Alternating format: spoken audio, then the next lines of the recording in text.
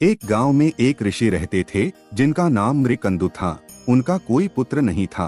तत्पश्चात मृकंदु ऋषि ने शिव की तपस्या करके पुत्र का वरदान मांगा। शिव प्रकट हुए और पूछने लगे, तुम अधिक आयु वाला साधारण पुत्र चाहते हो अथवा मात्र 16 वर्ष की आयु वाला बुद्धिमान और तेजस्वी पुत्र चाहते हो? मृकंदु ने सोचा, अगर मैं बुद्धिमान पुत्र मांगता हूँ तो वह 16 वर्ष की उम्र में ही मर जाएगा, लेकिन अगर मैं अधिक आयु वाला पुत्र मांगता हूँ तो वह बुद्धिमान नहीं होगा। उन्होंने बुद्धिमान पुत्र मांग लिया। कुछ ही दिनों में उनकी पत्नी ने एक पुत्र को जन्म दिया जिसका नाम उन्होंने मार्कंडेय रखा। वह बहुत सुंदर, बुद्धिमान, दयालु और सभी गुणों से परिपूर्ण था। जब मार्कंडेय 16 वर्ष का होने वाला था तो उसके माता पिता ने उसे उसकी मृत्यु की बात बता दी। मार्कंडेय कहने लगा, मैं नहीं मरूंगा, मैं शिव की पूजा करूंगा।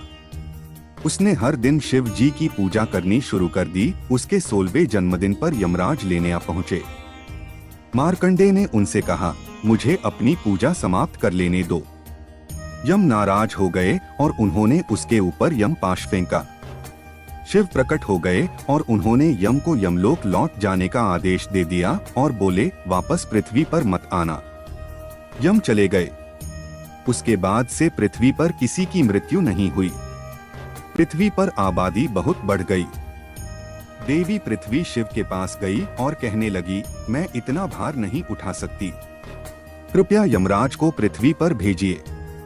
जब शिव ने इनकार किया तो वह सहायता के लिए पार्वती के पास पहुंची। पार्वती ने भी शिव से अनुरोध किया तो शिव बोले, यमराज ने मेरे भक्तों का अपमान किया था। पार्वती ने कहा, किंतु आपने ही तो कहा था कि मार्कंडेय 16 वर्ष से अधिक नहीं जिएगा, इसीलिए यमराज उसे लेने गए थे। शिव निरुत्तर हो गए। इस पर पार्वती बोली, शायद आपका आशय होगा कि मार्कंडेय सदैव 16 बरस का रहेगा। इसी बात को यमराज समझ नहीं पाए होंगे।